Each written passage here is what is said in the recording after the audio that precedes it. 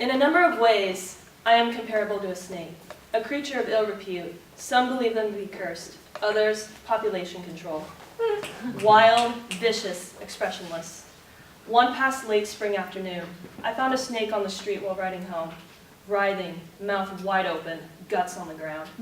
Its tail was rendered immobile, worried, helpless, mortified. I couldn't move it. I looked around, my eyes begging nearby passerbys for help, staring, pointing, making meaningless comments. No one else shared in my concern. I watched it struggle, repeatedly moving its head over its wounded back, spreading its jaw in soundless cries of pain. True physical suffering in physical form. I couldn't leave it there in good conscience. Waves ran through me when I finally mustered up the courage, took careful aim, and brought contact between my heel, its head, and the asphalt.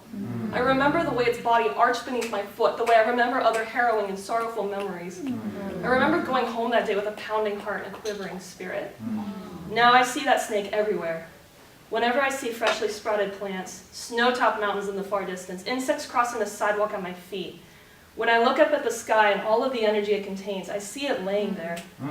I look at the world and I see neglect, the same as what I saw reflected in its agonized eyes, the same as what I see every time I look in the mirror, and I realize that that snake exists within me.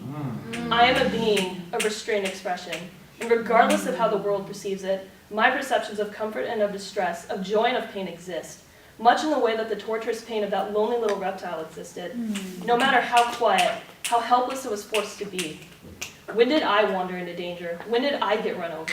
When did I find myself lying on the road with my insides exposed?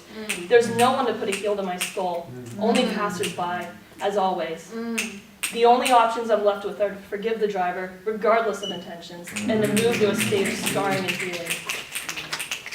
The memory of that snake's mistake haunts me, much in the way my mistakes haunt me now. All I can do is accept the darkness of the world and give up my resentment, like a snake sheds its skin, because I am comparable to a snake. Woo!